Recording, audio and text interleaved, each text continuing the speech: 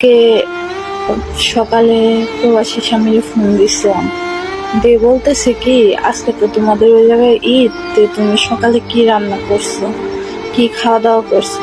সে আমার বলতেছে কি সকালে পায়েস খাইছি, খিচুড়ি রান্না করছি।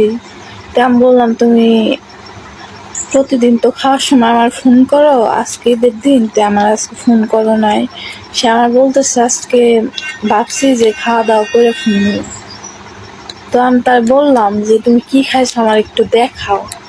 সে আমার বললো আমি খাওয়া দাওয়া করছি, যে পরে দেখাবো নি। আমি বললাম না আমার এখনই দেখাও।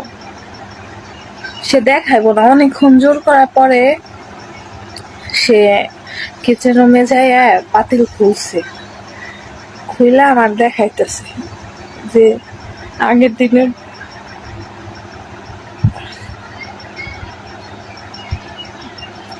আগের দিনের পান্তা ভাত আর বাসি তরকারি তে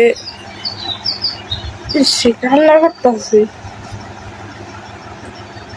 আমি তার দিকে তাকিয়ে বলতেছি কি তুমি তো কিছু রান্না করো নাই। সে আবার বলতেছে যে ডিউটি থেকে মাত্র আসলাম, এখন রান্না করুন তারপরে খাবো। আমি বললাম এখন তো রাত 9টা বাজে, তোমার ওই জায়গায় তুমি রান্না করবে কখন আর খাইবে কখন। সে আমার বলতেছে যে এরই খাই না শুয়ে পড়ি, সকালে উঠে আবার রান্না করবি। আর তাদের ফ্যামিলির মানুষ এমন করে ঈদ পালন করতেছে মনে হইতেছে কি কারো বিয়ে হইতেছে। আর যারা টাকা কামাই করে টাকার বেশি, তারা আগের দিনের পান্তা ভাত, বাসি তরকারি এগুলো খেয়ে ঈদ